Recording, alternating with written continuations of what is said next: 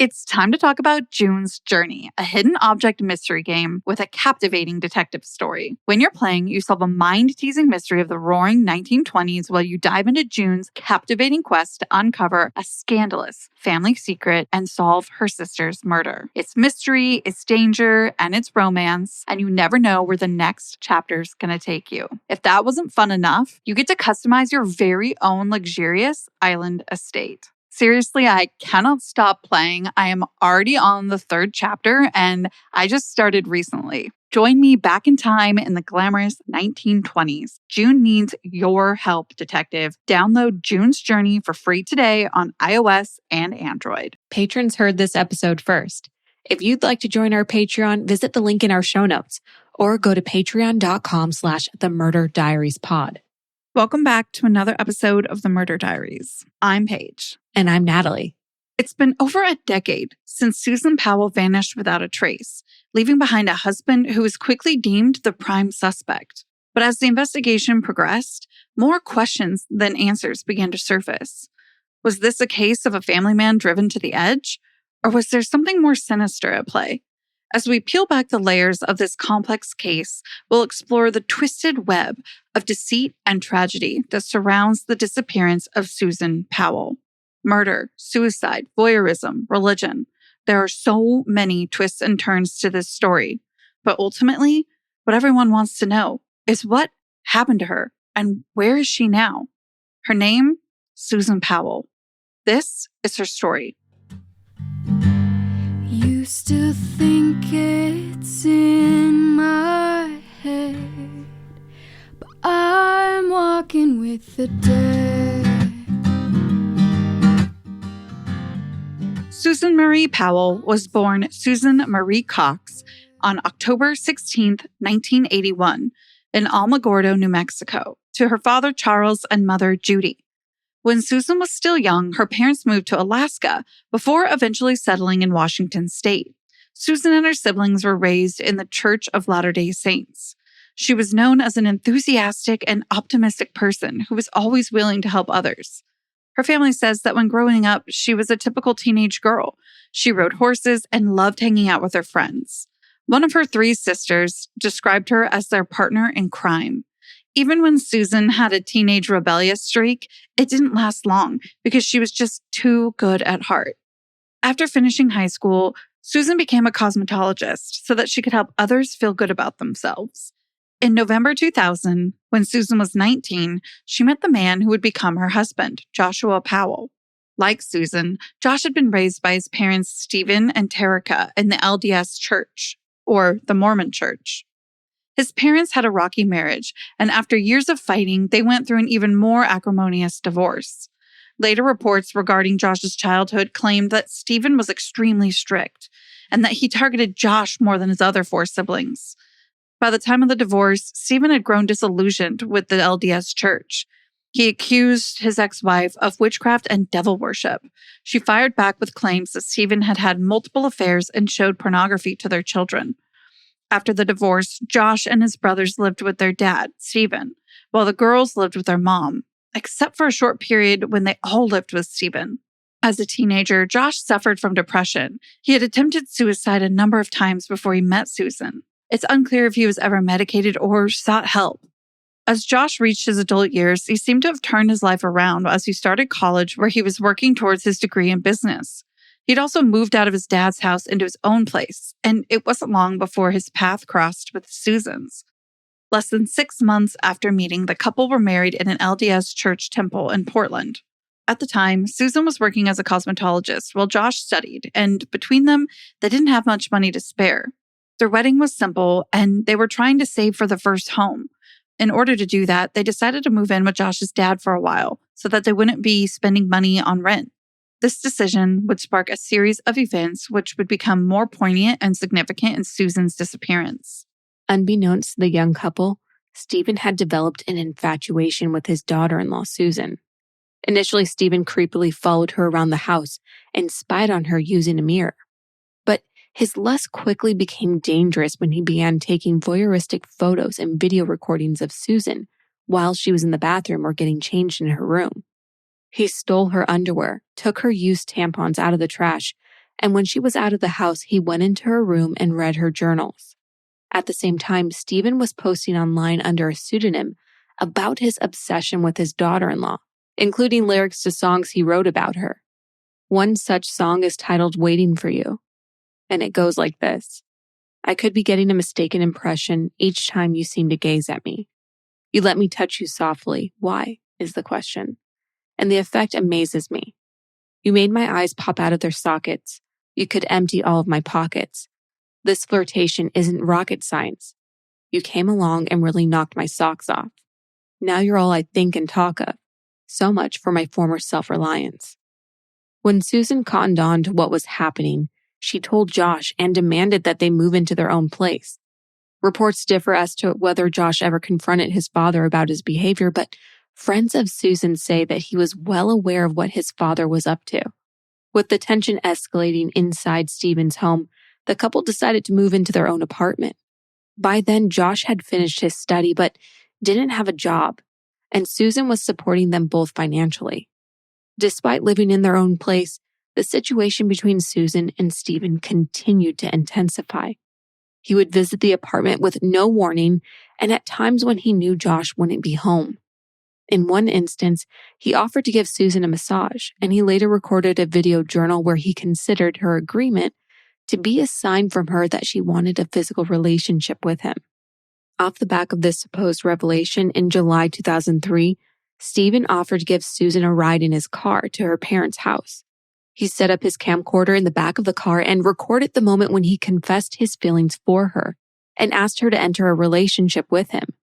In the recording, Susan's discomfort is clear, and she unreservedly turned Stephen down. Less than 6 months later, Josh and Susan moved to Utah in an attempt to get as far away as possible from Stephen. Susan wrote in her journal that she hoped the move would help repair the tension that had grown between her and Josh because of Stephen's actions. Initially, it seemed to work, and Josh cut off all communication with his father. Once they were settled in Utah, Susan did a complete 180 on her career. She moved from cosmetology into the finance world. She saved enough money for them to buy a home and found a new church, which would become her community. Meanwhile, Josh had also tried to work in finance, but he was fired.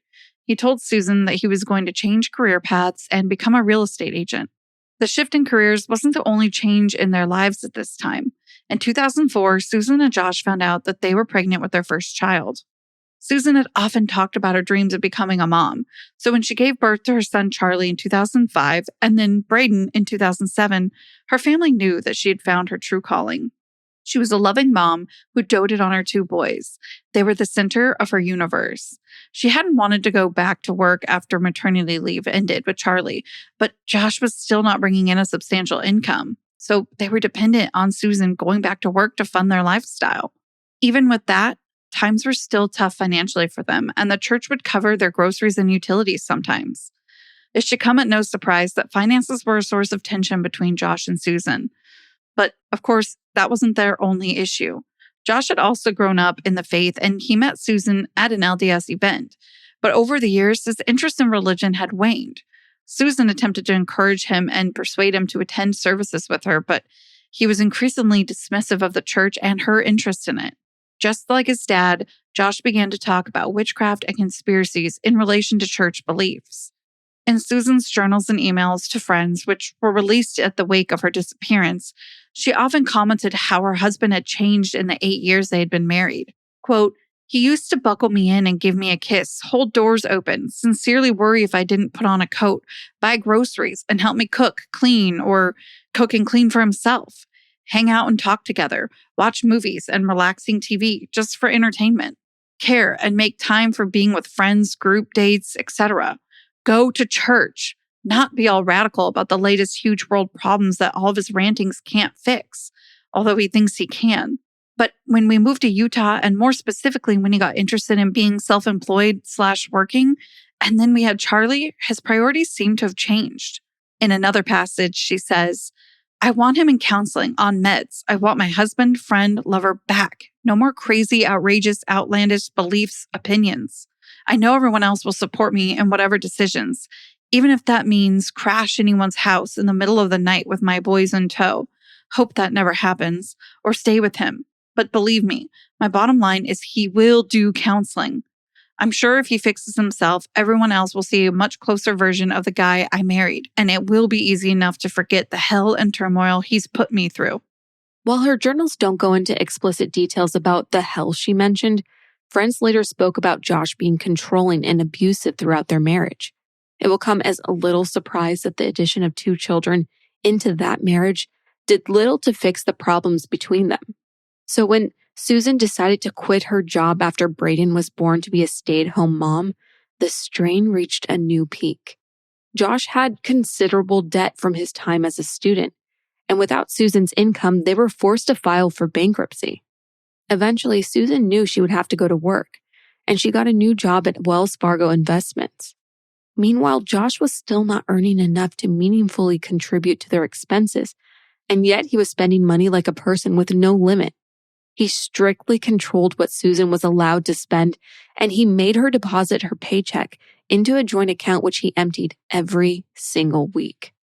Susan wrote in her journal, quote, "He is mainly emotionally, verbally, and financially abusive. Basically, I'm a single mother with this guy that lives with me and dictates to me what I can do in my spare time and takes my paycheck and spends the money."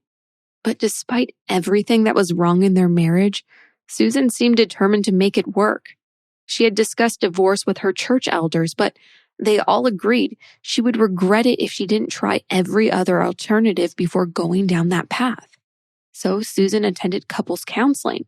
But despite the name, she was usually alone as Josh refused to have the church involved in his personal affairs. Looking back, the first indication that their marital tension and stress had morphed into something dangerous was when Josh took out a $500,000 life insurance policy on Susan in June 2007. And within a year, he had increased the policy to $1 million. Susan could clearly sense the shift too, because at the same time as the policy was increased, she handwrote a will on a piece of paper, writing, "I bike to work daily and have been having extreme marital stress for about 3 or 4 years now. For mine and my children's safety, I feel the need to have a paper trail at work, which would not be accessible to my husband. I want it documented somewhere that there is extreme turmoil in our marriage. He has threatened to skip the country and told me straight out, if we divorce, there will be no lawyers, only a mediator, and I will ruin you. Your life would be over, and the boys will not grow up with a mom and dad. If something happens to me, please talk to my sister-in-law, Jenny Graves, my friend Kirsty Helwell, check my blogs on MySpace, check my work desk, talk to my friends, coworkers, and family.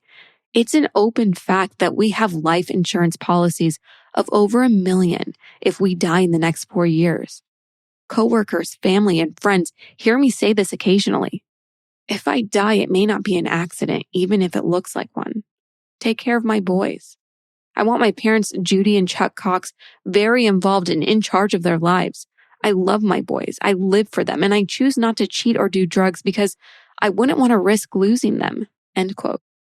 A month later, she recorded a video with much of the same information, as well as showing their family home and belongings, which she referred to as assets. A week after she made the video, she opened a safe deposit box at a local bank, which she filled with bank statements, birth certificates, and other important paperwork. These are not actions of a woman who was planning on abandoning her family. And yet, that is exactly what Susan would be accused of in the wake of her disappearance. On the morning of December 6th, Susan and her sons went to church, and that afternoon, they had a visit from a neighbor. This is the last known sighting of Susan.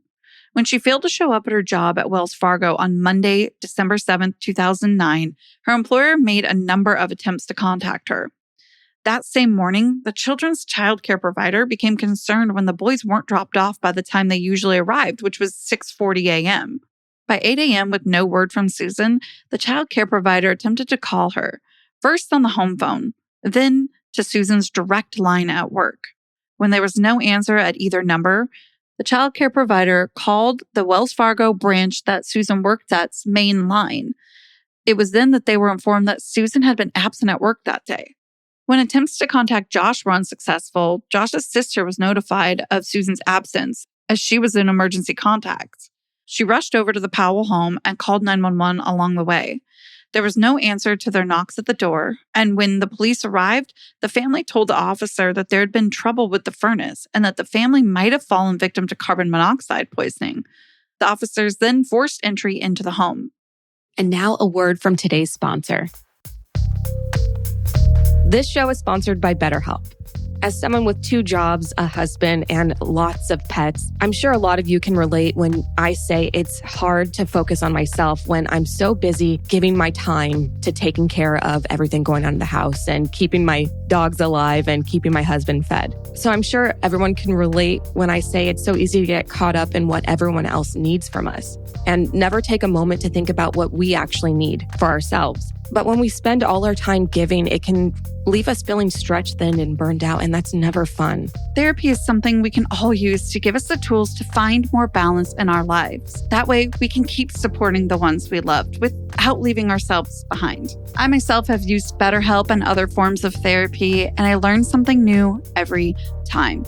From positive coping skills to boundary setting, therapy is so empowering and can help you be the best version of yourself.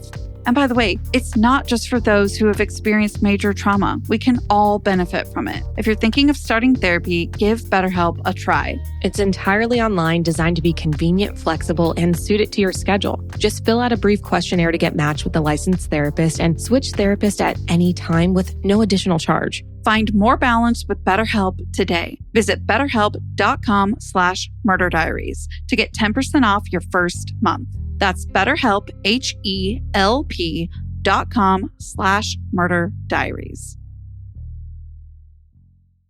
Inside, there was no sign of Susan, Josh, or either of the 2 children. But the stereo was on, the family's minivan was gone, and 2 fans were on in the living room pointing towards the bottom of the couch, which looked like it had recently been cleaned. Josh's sister also noticed Susan's purse on the kitchen bench. The family of 4 were immediately declared missing. Meanwhile, the neighbor who had visited Susan the day before she disappeared noticed the commotion and came over to speak to the officers. She told them what the pair had talked about the prior evening and that Josh had been acting strangely when she was there.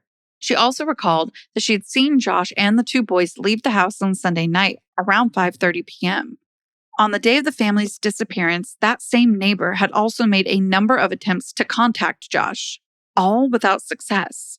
That was until she asked her son to call from his number, and Josh answered. He asked where he was and told Josh that everyone was trying to find them all. Josh simply answered that he was down south and that he would be home soon. At 5:30 p.m., the night of Susan's disappearance, Josh called his sister and told her that he was at work and had the boys.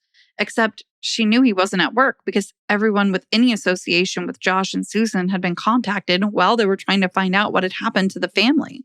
Then Josh told her the story that he would stick to until the very end. He told his sister he had taken the boys camping. When she asked where Susan was, Josh gave his sister no explanation other than to say his wife was at work. By then, the sister had grown very concerned about Susan's well-being, but also the safety of her 2 nephews. She feared her brother was having some sort of breakdown and encouraged him to come home. Initially, Josh refused until an officer spoke to him on the phone and told him he needed to return immediately. Thankfully, Josh took the officer's advice and returned to the family home with the boys unharmed. He was then taken to the police station for questioning in regards to his wife's whereabouts. Josh claimed that the last time he saw Susan was on the previous Sunday at around 12:30 a.m. when they were getting ready to go to bed. He told the officers that on the Sunday evening, Susan had eaten dinner, and before she went to bed at around 10 p.m., she demanded Josh clean the couch, which, according to him, explained the fans. After Susan went to bed, he made a spur-of-the-moment decision to take the boys camping in a snowstorm in Utah in the middle of winter. He had left the house and assumed Susan had gone to work the following morning, though he couldn't explain how she would have traveled there, seeing as he took their only vehicle with him. In the minivan, detectives found camping supplies, a large comforter, a tarp, an extension cord, a circular saw, a box cutter, a gas can, a generator, a shovel, and a rake. They also found Susan's phone inside the center console, despite Josh telling them that he didn't know where it was. On the phone, they found a voicemail Josh had left Susan after his sister had called about Susan being missing. In the voicemail, Josh apologized for not picking her up from work. 2 days after she was last seen, the police announced that Susan's disappearance was suspicious. Meanwhile, 4-year-old Charlie was interviewed by child specialists, and he made a startling revelation. When asked whom he went camping with, he described all 4 of the family going together. Later, one of Charlie's teachers stated that he had told her his mother was dead. Braden also reportedly told his teacher, quote, "Mommy was in the trunk." Everything was pointing at Josh being involved in his wife's disappearance. But inexplicably, officials decided to let him return home. In the following days, he was seen cleaning the minivan, throwing out huge bags of rubbish, burning objects, which have never been identified, and washing piles of towels from inside the house. Samples taken from inside the house also show the presence of Susan's blood on the floor of the home, as well as her handwritten will and documentation regarding her life insurance policy. But that isn't all that was odd about Josh's behavior. While members of Susan's family and community were out searching for her, Josh showed barely any interest in the investigation. He didn't ask for progress reports. He couldn't provide any solid leads on where Susan might go, and he told detectives that his son's statements about them camping together were simply lies. On top of his already odd behavior, Josh emptied Susan's retirement fund, closed her bank account, and rented a vehicle from the airport. In less than a day, he put 807 miles on the clock with no explanation as to where he had gone. And when he got home, he packed all the family's belongings and moved out of the house to move back in with his father. Despite all the growing circumstantial evidence pointing towards Josh being involved in Susan's disappearance, Josh wasn't charged, although he was named as a person of interest. For the next few months, Josh managed to fly mostly under the radar. He avoided the media except for an interview on Good Morning America, where he reiterated that he had nothing to do with Susan's disappearance. And then his father, Stephen, came back on the scene. He joined the Good Morning America interview to state his belief that Susan had run off with another man, saying, "Susan was very, very sexual with me. She was very flirtatious. I mean, I'm her father-in-law, and she would do a lot of things that she was just, she did it, I did. I mean, we interacted in a lot of sexual ways because Susan enjoys doing that." These comments prompted a number of Susan's friends to make contact with the police. They tipped them off to the existence of Susan's journals, and when officials searched Stephen's home to find them, they got a lot more than they had bargained for. On top of more than 4,500 videos and photos of Susan, there were thousands of other images of underage girls that Stephen had also filmed without their knowledge. In September 2011, Stephen was arrested and charged with voyeurism and child pornography. He pleaded not guilty, but was sentenced to 5 years in prison. It was around the same time it was revealed that Josh's brother Michael had gotten rid of his vehicle at some kind of wrecker the night Susan went missing. The car was found by authorities, and when cadaver dogs went over to the vehicle, they indicated that a human body had been in the vehicle at some point. DNA was gathered from the vehicle, but all the tests came back inconclusive. Despite that inconclusive result, it added further concern that Josh had been involved in making his wife disappear with the assistance of his brother.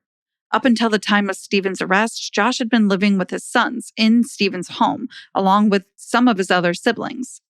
The day after his arrest, Susan's parents successfully applied for temporary custody of the children after arguing that the environment in the house was unsafe for them. The custody ruling came with a number of conditions, including a requirement that Josh undergo a series of psychiatric evaluations. He was also told that if he wanted to regain custody, he needed to be living in his own house. Toward the end of 2011, one of the psychiatric evaluations concluded that Josh had been traumatized by his violent upbringing. Despite struggling to admit normal person shortcomings and being overly paranoid and defensive, the report found that Josh had adequate parenting skills and no record of domestic violence. Therefore, the psychiatrist recommended giving Josh regular supervised visitation with the boys. The way the supervised visitation worked was that the social worker would drive the boys from their grandparents' house to Josh's house. They would watch over all interactions between the boys and their father, and then return the boys once the visit was done. On February 5th, 2011, when the social worker arrived at the residence, the boys ran towards the home, and Josh opened the door and let them in. By the time the social worker got to the door, it was locked and she was unable to gain entry into the house. She retreated from the home and called 911 to report Josh's strange behavior and to advise the operator that she could smell gas coming from the home.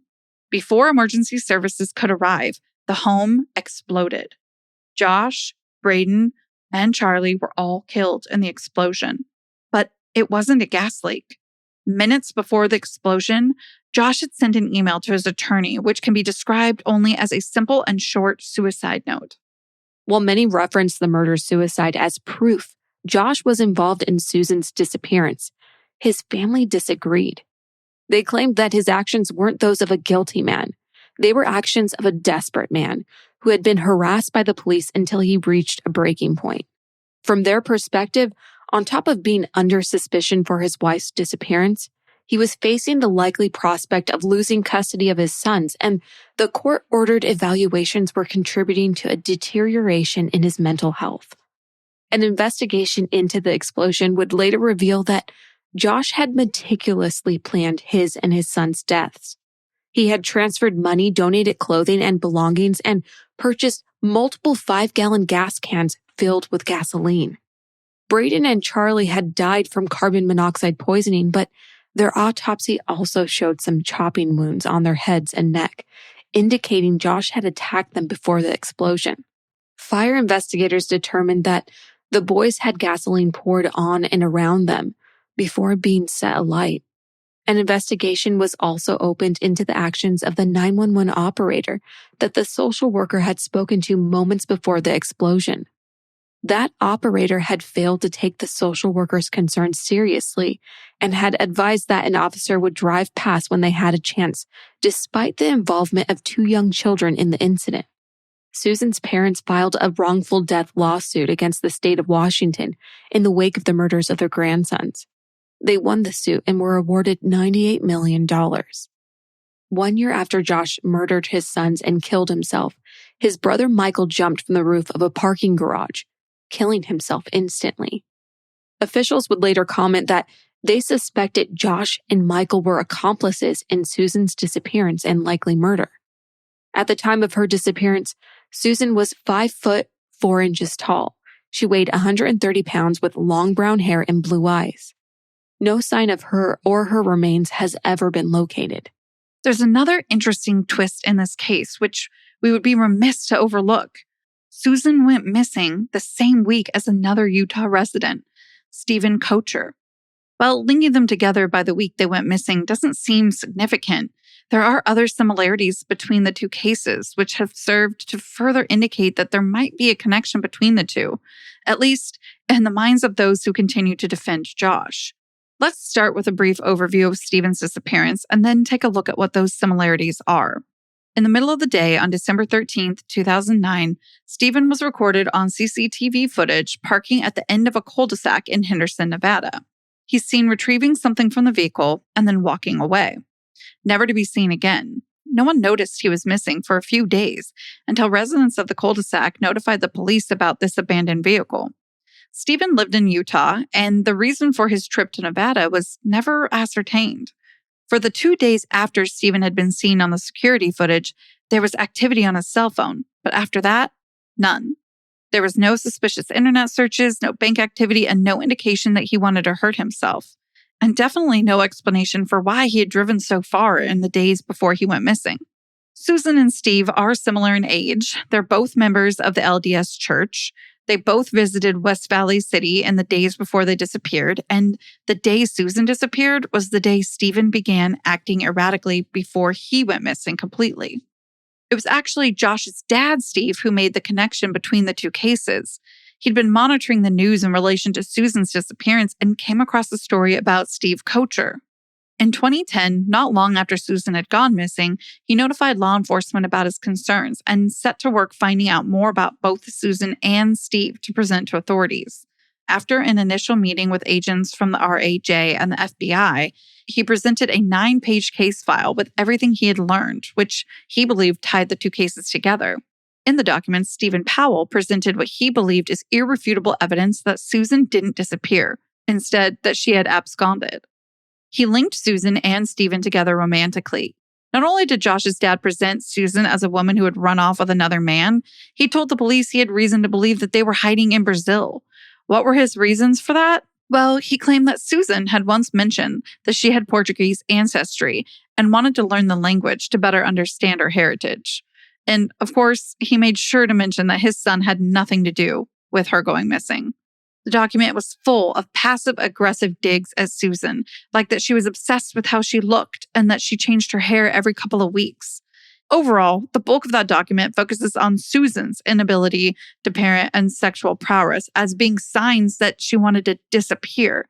It attempts to prove that she was having an affair with Stephen Kocher and that she had probably gotten pregnant with him, which he knew because he said that she had put on a lot of weight recently. Susan Powell made sure to stress that Susan would be more willing to abandon her children and frame her husband because of her mental issues stemming from childhood. This all came from the same man who would later be found with thousands of intimate images he took of Susan without her consent. So it's difficult to consent how much weight should be given to his horrendous allegations. But even those who write off Stephen's ulterior motives agree that there could be a connection between those disappearances. Investigators state that they have thoroughly investigated these alleged links between the two cases, and they found no evidence that they're connected. In 2013, West Valley City Police announced that the investigation into Susan's disappearance was officially closed. In 2018, Susan Powell died. Officials don't believe he had anything to do with Susan's disappearance, but that his involvement in the case contributed to Josh's final action of murdering his sons and taking his own life. Susan's disappearance has been featured on a number of TV shows and specials, but with all of the players in her case now dead, it seems unlikely that her parents or sisters will ever know what truly happened to her. May Susan, Charlie, and Braden rest in peace. Until next time. Stay safe. Bye. Seeking the truth never gets old. Introducing June's Journey, the free-to-play mobile game that will immerse you in a thrilling murder mystery. Join June Parker as she uncovers hidden objects and clues to solve her sister's death in a beautifully illustrated world set in the Roaring '20s. With new chapters added every week, the excitement never ends. Download June's Journey now on your Android or iOS device or play on PC through Facebook Games.